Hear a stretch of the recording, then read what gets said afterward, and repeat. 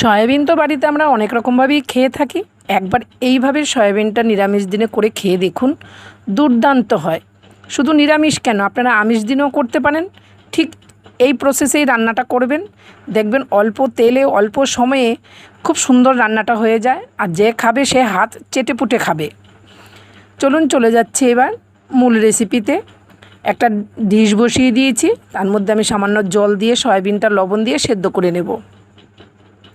তারপরে এইদিকে এক কড়াই নিয়ে নিয়েছি, কড়াইয়ের মধ্যে আলু, ক্যাপসিকাম, টমেটো দিয়ে দিলাম, জিরে বাটা, ধনে বাটা, আদা বাটা আর লঙ্কা বাটা।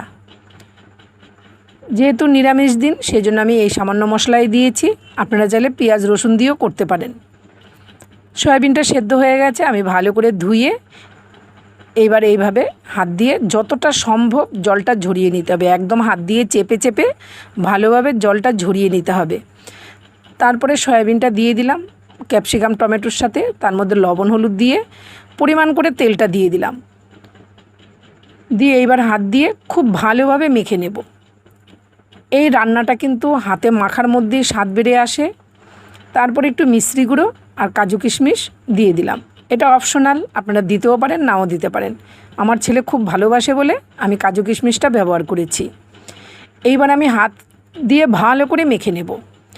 যত ভালো করে মাখবেন ততই কিন্তু মশলাগুলো সয়াবিন, আলু, ক্যাপসিকাম সব কিছুর মধ্যে ঢুকে যাবে। তারপরে ভালো করে মাখা হয়ে গেলে আমি মশলা বাটি ধুয়ে জল দিয়ে দিয়েছি। জল আরেকটু লাগবে, পরিমাণ মতো জলটা দিতে হবে। মশলা বাটির জলটা দিয়ে দিয়েছি, দিয়ে এইবার আমি পরিমাণ মতো জলটা দিয়ে দেব। আপনারাও আপনাদের পরিমাণ মতো জলটা ব্যবহার করবেন, কম আর বেশি করে। এবার গ্যাসের ওভেনে বসিয়ে দিয়েছি, বসিয়ে দিয়ে গ্যাসটা ধরিয়ে দিয়েছি।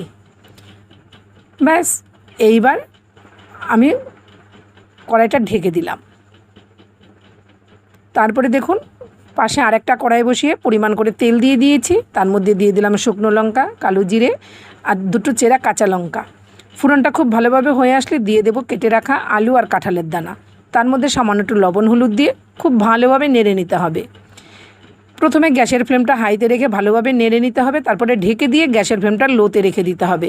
তাহলে ভাজাটা খুব সুন্দরভাবে সেদ্ধ হয়ে যাবে।